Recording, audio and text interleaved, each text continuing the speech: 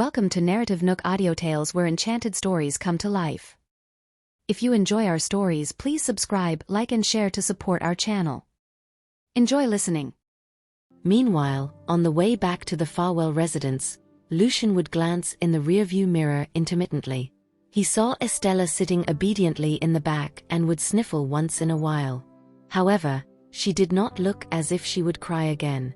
She was reacting very differently from when she previously left Roxanne.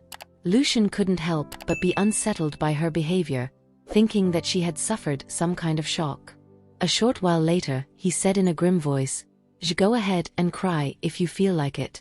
Estella pouted as she lowered her gaze and fiddled with her fingers. Hearing no response, Lucian was about to turn around when suddenly her voice rang out. "Daddy, did Miss Jarvis really want to hit you just now?" Estella tilted her head as she looked to Lucian for answers. After all, she had been dwelling on the topic for the entire journey. Although Miss Jarvis was angry at Daddy at times, she has never hit him before. It must have been a misunderstanding. Lucian recalled the kiss on the balcony. Now that he thought about it, he couldn't help but regret his impulsiveness. However, he still couldn't shake the anger he felt over how she saw Jack. While he was lost in his thoughts, Estella continued, Why did she try to scare you this way?" From her perspective, Roxanne was just trying to frighten Lucian, even though there was no chance of success given how tall and well-built her father was. Lucian cocked a brow at her words, and a headache set in. From the rearview mirror, he could see the earnest look in her eyes. Upon deliberation, he answered grimly, "It's true that there's been a misunderstanding, but it isn't what you think." Estella's curiosity intensified. Then what is it?" Of course, Lucian would not tell her about the kiss. "It's a private matter between Miss Jarvis and me." Hearing that, Estella accepted the fact that Lucian would never tell her. After a brief silence, she asked again, In that case, Daddy, please don't be mad at Miss Jarvis anymore, all right?" Furrowing his brows, Lucian pondered upon the matter. In the end, he decided to use the opportunity to break the news to Estella that he and Roxanne would never be together. It was imperative to do so because Estella had yet to give up.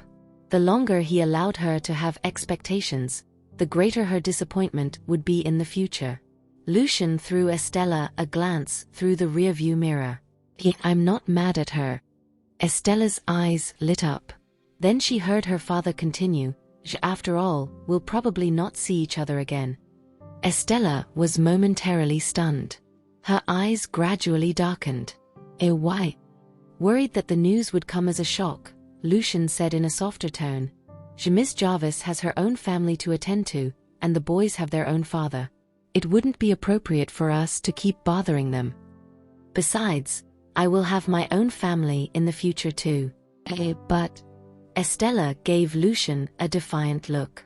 "Didn't Daddy say that he would pursue Mrs. Farwell previously?" I didn't give the matter proper thought before. Now that I have, I realized that there are certain matters that can't be forced." Lucian preempted what she was about to say. Once he finished, he looked into the rearview mirror to observe her response. All he saw was a sad frown on her face. The fact that she didn't cry at all came as a surprise to him. Upon hearing her father's words, Estella pursed her lips tightly as she desperately held back her tears. "I can't cry. If Daddy and Miss Jarvis have fallen out with each other, I will definitely not be able to see her anymore. It's up to me alone to help them reconcile." In that instant, Estella remembered the boy's advice to her, strive to grow stronger. Throughout the journey home, Estella did not shed a single tear. When Lucian carried her out of the car upon their arrival, he was surprised by the look on her face. Despite looking as if she would burst into tears any second, she was tenaciously holding them back. Lucian wondered what had caused such a big change in her. When he tried to hold her hand, expecting her to refuse, Estella obediently let him hold it. Filled with complicated emotions, Lucian led Estella back into the mansion. The moment they entered, they saw Sonia, whose face was contorted, seated on the couch. "If you had come back any later, I would have gone to pick Essie up myself. Sonia glared at her son before shifting her gaze toward Estella. Hey Essie, come here and give Grandma a hug. Even though Estella had changed a lot, the fear she had for Sonia didn't diminish one bit. Sonia's words caused her to hide meekly behind Lucian. Lucian called out to Catalina, "Take Essie upstairs." Catalina let out a quiet sigh of relief before leaning over to hold Estella's hand. Sympathizing with the pitiful look on Estella's face, Catalina urged her in a gentle tone, "Let's go, Miss Estella." Estella grabbed Catalina's hand without any hesitation and leaned against the latter for support as they headed upstairs together. The sight of the two leaving silhouettes only served to intensify the scowl on Sonia's face. For goodness sake, I'm Essie's grandma. Why has it come to this? It's one thing for her to be close to Roxanne. And now, she's even closer to the help than me. Look at how Roxanne has brainwashed her. The expressionless Lucian sat down in the armchair beside her before pouring each of them a glass of water, while Sonia watched him with a sullen look on her face. Essie was raised by Catalina, so it's normal for Essie to feel attached to her. Lucian spoke in a grim voice after having a drink. Sonia sneered, "What about Roxanne? Has she ever spent a second raising her?" Lucian calmly locked gazes with his mother. There's no need to mention her anymore. Essie will not see her ever again." Sonia knitted her brows in disbelief. What did you just say?" "Despite my repeated persuasion, I have failed to get them to stay away from Roxanne, so what's going on now? Why is he saying that they won't be seeing each other ever again out of nowhere?" Retracting his gaze, Lucian repeated in an indifferent tone, "I have made it clear to her that we have nothing to do with each other going forward. There will be no reason to see each other anymore." Only after Sonia heard her son's firm answer did she breathe a sigh of relief. "I told you from the very beginning to keep your distance from her. If only you had listened to me early on, Essie wouldn't have turned out this way." Lucian's brows furrowed. "Stop bringing her up already and don't link her to Essie anymore." Sonia scrutinized him for a while, for she knew how enamored her son was with Roxanne. In fact, both of them had argued frequently over the latter. Now that Lucian was speaking so coldly about Roxanne, Sonia couldn't help but suspect that this was all just an act. It wasn't until it dawned on her he was telling the truth that a smile descended upon her face. "It's still not too late to change your mind now." Lucian simply threw her a glance without comment. "Now that you have come to your senses, you might as well continue the engagement with Aubrey since it has yet to be cancelled. Just remember not to let her down again," Sonia said patiently. "I don't deny that she has made many mistakes in the past, but now that she's sorry and has turned over a new leaf, you shouldn't hold a grudge against her. She's not someone bad at heart." Lucian frowned at Sonia's attempt to help Aubrey. "I promised Essie to only marry the person she likes." Surprisingly, Sonia was unfazed by the comment. That's easy. Just let Essie spend more time with Aubrey. Aubrey is fond of her. It's just that you never allowed them the opportunity to interact with each other."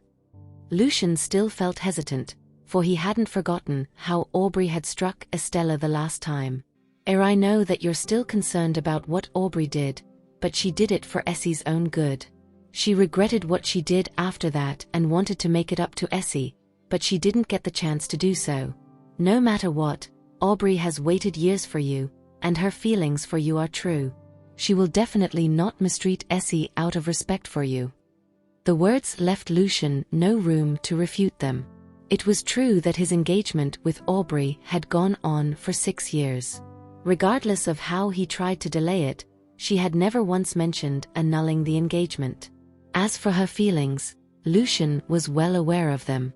He just wasn't bothered about anyone else when he only had eyes for Roxanne. Now that they no longer had a future together, he figured that it would be worth giving Aubrey a shot. With that thought in mind, Lucian nodded at his mother. I know. I'll give it some serious consideration." Sonia was about to continue convincing him when she was caught by surprise by how readily he acceded to her wishes. It even took her a few seconds to regain her senses. I'm glad you have seen the light.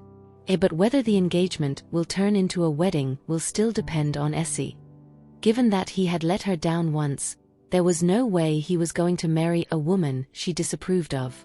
Sonia, despite his words, was just glad that Lucian no longer reacted stubbornly when it came to Roxanne. She was also confident in Aubrey. Fine. I believe Aubrey will grow on Essie once both of them spend more time together. Lucian remained silent, while Sonia was already brimming with elation. Her initial intention of coming over was to see whether Lucian had brought Estella back. Little did she expect such a delightful turn of events. All right, I'm going off now. You should go talk to Essie. Before Sonia left in satisfaction, she reminded him, now that you've made up your mind, remember to spend some time with Aubrey and allow her to interact with Essie. Don't repeat your past mistake of hurting her. Lucian nodded flatly in acknowledgement. After escorting Sonia out, Lucian headed upstairs to check on Estella, since she was obviously out of sorts upon returning home. Catalina was by Estella's side upstairs. At the sight of Lucian, she prudently came out of the bedroom. Standing by the bedroom door, Lucian asked in concern, "So how's Essie?" Catalina replied in a low voice, "She's been behaving. I'm not sure what's going through her mind, but she didn't cry or throw a tantrum." Lucian nodded in acknowledgement before entering the bedroom. It was just as Catalina had said.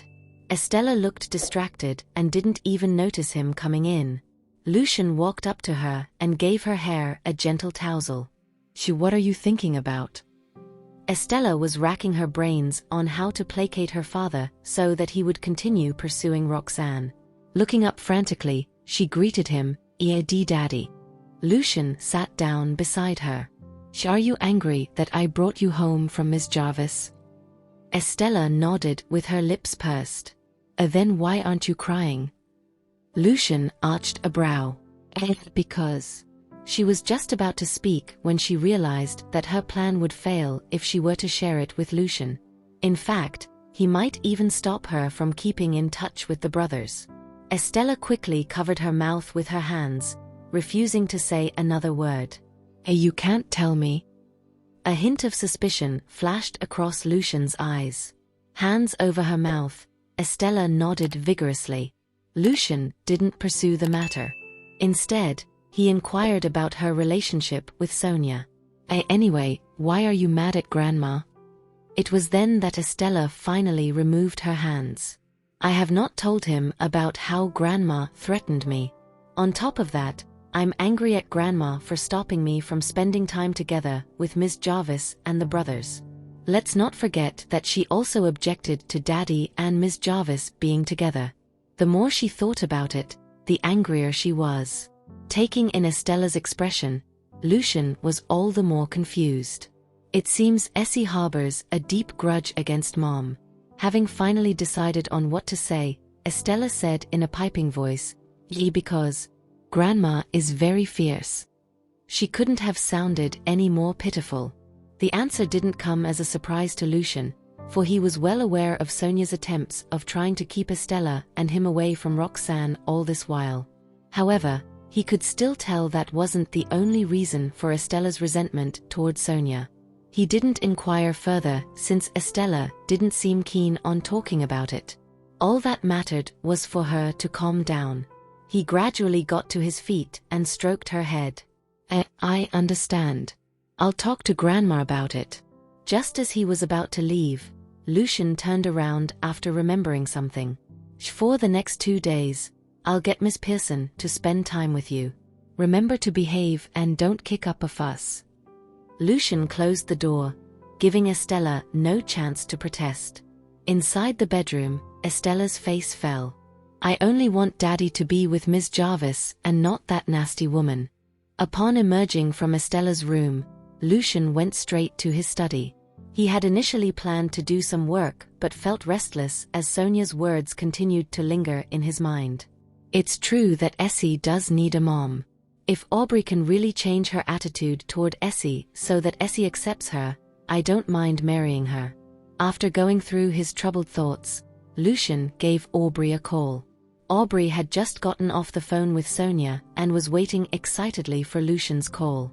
Little did she expect him to ring her in less than 10 minutes.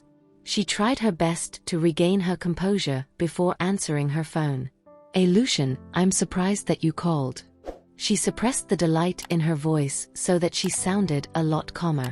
Lucian didn't suspect anything at all. "Are you free?" Sensing something was up, Aubrey felt her throat tighten. Yes. What's up?" If you have time, come over to the manor for a chat." Lucian spoke in a monotonous tone. His invitation caused Aubrey to clench her phone as she agreed without hesitation. Sure, I'll go over right away." Lucian hummed in acknowledgement before ending the call. Thereafter, he massaged his forehead and stood before the full-length window. Aubrey's response had given him much food for thought. "It seems she still has feelings for me. However, it's still too early to say if Essie will accept her." After quickly getting herself ready, Aubrey anxiously got the driver to send her to the Farwell residence. The car gradually came to a halt at the entrance in less than half an hour. Alighting nervously, she then gave herself a look in the mirror before stepping out and ringing the doorbell. Inside the mansion, Catalina reported Aubrey's arrival to Lucian after seeing who it was through the intercom. "Mr. Farwell, Miss Pearson is here. Shall I let her in?"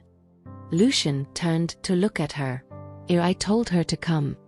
Catalina's heart sank. She snuck a glance at Lucian before averting her gaze quickly. All right. I'll go get the door." Aubrey waited for a long while at the manor entrance before the main gate was finally opened.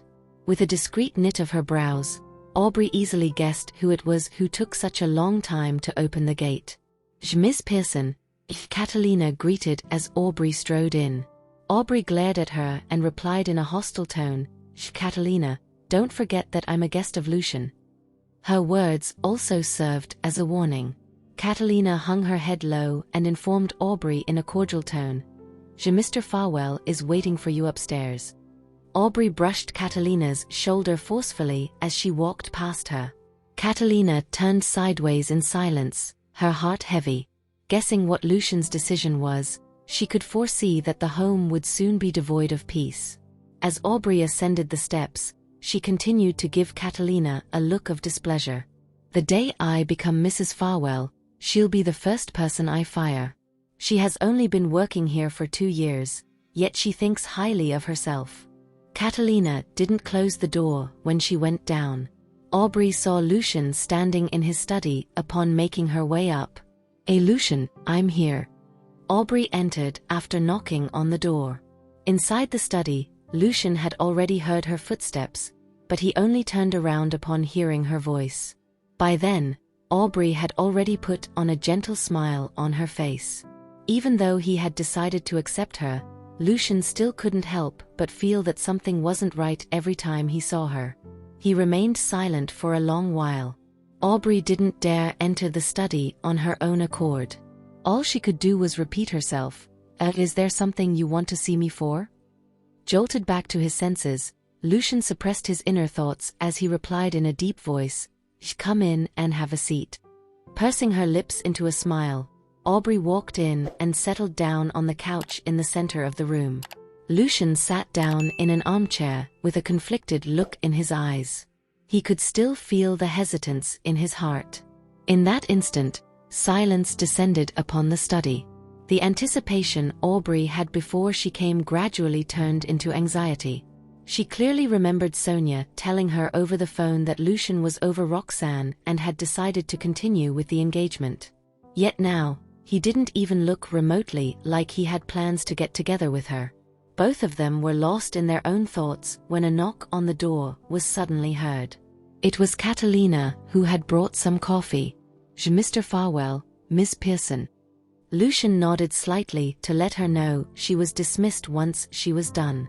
"Thank you," Aubrey uttered politely, in contrast to her earlier viciousness. Her thanks caused Catalina to freeze briefly before she quickly regained her composure.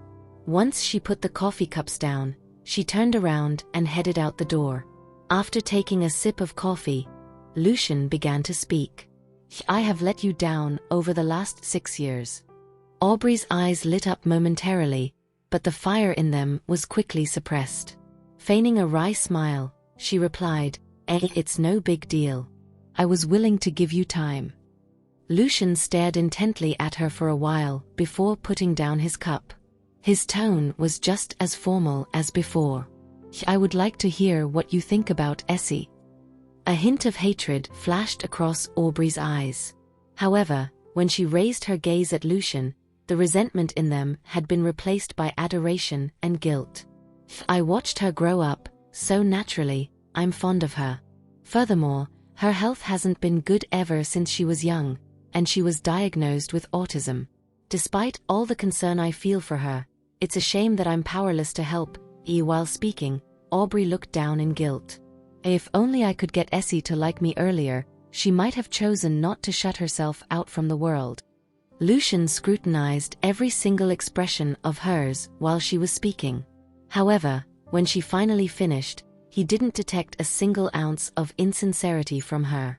Lucian's brows wrinkled skeptically. He wasn't going to easily trust the woman in front of him. If she was really just acting, it would be considered a flawless performance. Ever since I hit Essie out of impulse, I went to see a psychologist to learn how to interact with autistic children. Aubrey snuck a glance at Lucian's expression. But her condition improved before I had the opportunity to use what I learned with her. Lucian sized her up silently for a long while. Upon learning that she had sought a psychologist over the incident, Lucian looked a lot less hostile. His tone, too, softened when he said, That's very thoughtful of you. Detecting the change in his voice, Aubrey felt her heart go wild in ecstasy. It was my duty anyway. When I ended up hitting her, it was no surprise that she didn't like me. This is all my fault, Lucian, and I'm willing to take responsibility. Unmoved by her words, Lucian continued to speak in an indifferent tone. In that case, do you want to make it up to her? Aubrey nodded without hesitation. All this while, I have been wanting to apologize to her but didn't get the opportunity to do so. Then why don't you spend some time together? Essie will be home over the next few days, while I'll be busy with work. If you have the time, you're welcome to come over and spend time with her. Lucian was implicitly placing Estella in her care. At that moment, Aubrey pinched her palm just to make sure that she wasn't dreaming. By asking me to come over and watch Essie while he's at work, isn't that the equivalent of granting me access to the manor whenever I please? It was a dream come true for Aubrey. One that she didn't imagine could be achieved so easily. Essie's mood has been volatile recently. Since you have learned from the psychologist how to interact with her, you probably know what must be done. Don't repeat the same mistake. She can't afford to suffer any more emotional shocks. Aubrey nodded fervently as she listened. It wasn't until Lucian finished that Aubrey gave him a look of surprise. Lucian, do you mean that you'll continue with our engagement? After frowning in silence for a few seconds, Lucian nodded. As long as Essie accepts you. Then, Aubrey pretended to be unsettled. What about Miss Jarvis? She's Essie's birth mother. Do you really not want to reconcile with her? Lucian scowled, springing to his feet abruptly. Don't ever mention that woman in front of me. If you still wish to continue the engagement, then take good care of Essie. As for everything else, don't stick your nose into them. He didn't want to hear Roxanne's name being mentioned by anyone. Aubrey was dumbfounded for a few seconds. Okay, I won't bring it up again. Lucian dismissed her with a wave without even sparing her a glance. Essie is now in her room. You can drop by if you wish. If not, you should head on home. The moment he finished, he walked up to the full-length window, showing no intention of speaking to Aubrey any further. His response caused Aubrey to freeze, for she wasn't a fool. It was obvious to her that Lucian agreeing to continue with the engagement wasn't on the account of him having any feelings for her at all. Instead, He returned to the meaningless engagement simply because he had given up on Roxanne. Furthermore, it wasn't a done deal yet, as she was still under probation. Despite all of that, it was certainly better than him totally ignoring her. Aubrey recovered her composure, her eyes brimming with conviction. No matter what, she would seize the opportunity to ensure her marriage to Lucian would come to pass. Aubrey broke into a smile as she gradually got up from the couch. In that case, I won't take up any more of your time. I'll go and see Essie now." She turned around and left the moment she finished. After coming out of the study, Aubrey headed straight for Estella's room while trying her best to school her expression. Though she wished Estella could just disappear, she was currently under the evaluation. She would only truly become Lucian's woman after gaining the girl's favor. As long as she could succeed, she didn't mind putting on an act longer. She's just a kid. I'm sure she'll take the bait if I put my mind to it. With that in mind, Aubrey knocked on Estella's door with a faint smile. Estella thought that it was Lucian or Catalina, so she skipped over to open the door. "It's been a while, Essie." Aubrey put on a smile, which she assumed was friendly enough, and bent down to greet Estella. Upon seeing the woman, Estella was reminded of the things that had happened before. She looked around and noticed there was no one else in the corridor. "Miss Pearson used to bully me when no one was around." Estella shrank backward and hid behind the door, only revealing a pair of wary eyes. Aubrey was well aware of the reason Estella was scared, so she was unbothered by the latter's behavior. Don't be scared. I know that I've done wrong. Don't worry, Essie. I promise to be nice to you from now on. I'll treat you like my own daughter," she said. As if worried that Estella wouldn't believe her, she grinned and added, "Your daddy already scolded me. I know you get scared easily, so I won't scare you anymore." By saying that, Aubrey was implying that she had gotten Lucian's permission to come here and meet Estella. When Estella heard what Aubrey said, she remembered what Lucian had told her when he left the room.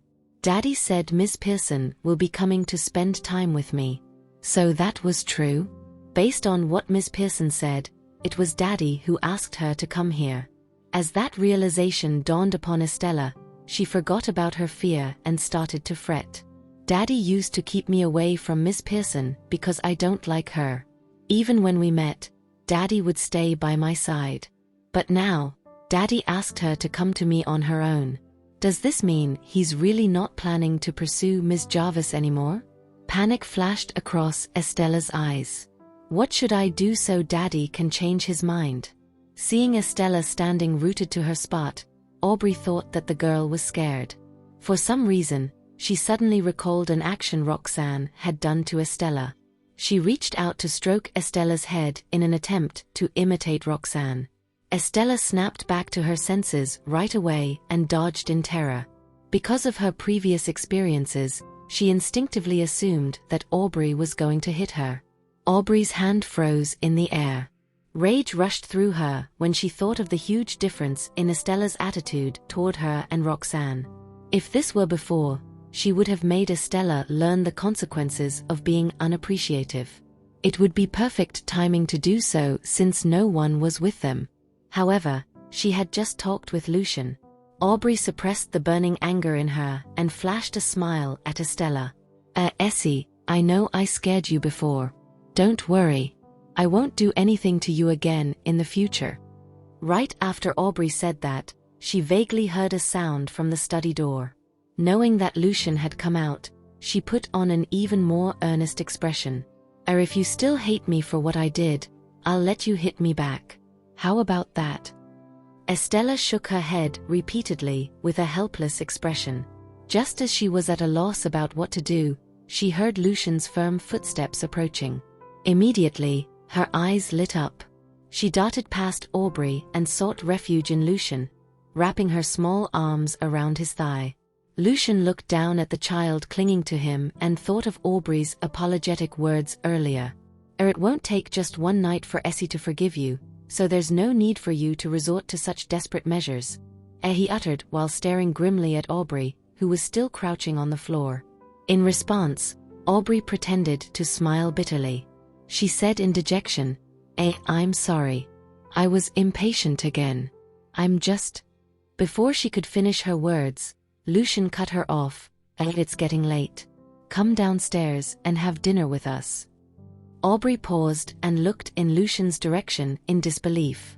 By then, he was already heading downstairs hand in hand with Estella. For a while, Aubrey stared at their figures from the back dazedly. If it weren't for Estella's existence, Aubrey would have thought they had time-traveled back to 6 or 7 years ago when Lucian still despised Roxanne and wanted to marry her. However, no one came upstairs to get her even after a long time. It was then that Aubrey returned to her senses and accepted reality. She got to her feet and slowly descended the stairs.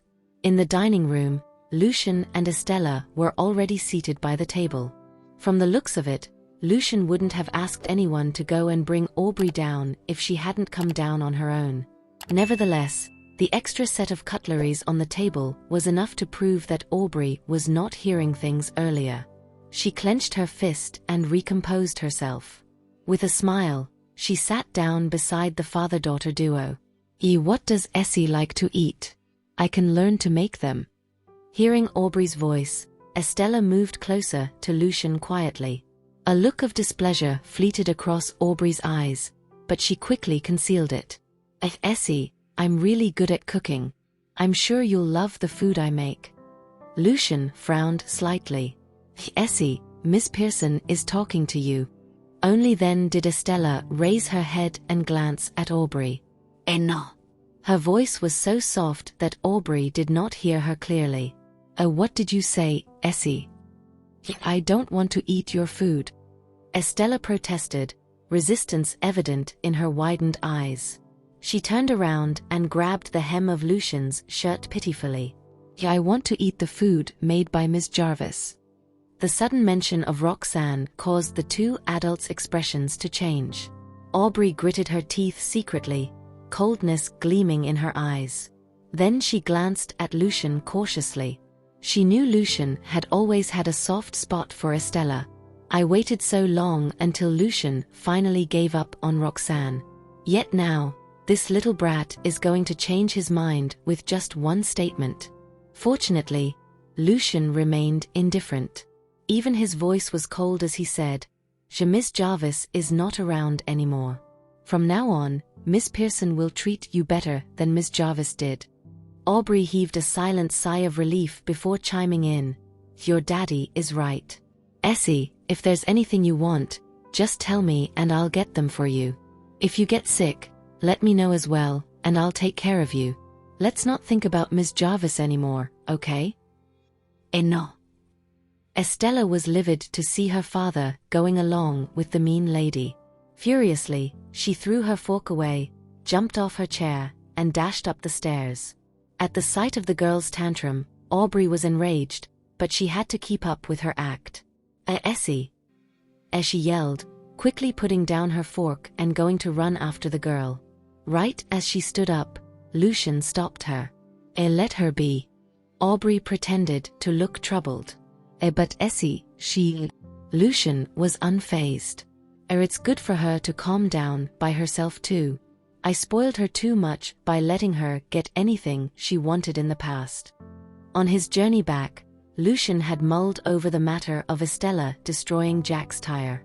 Even though he could understand why she had done that, those were actions that he could not just let go of since she was already getting better with her condition.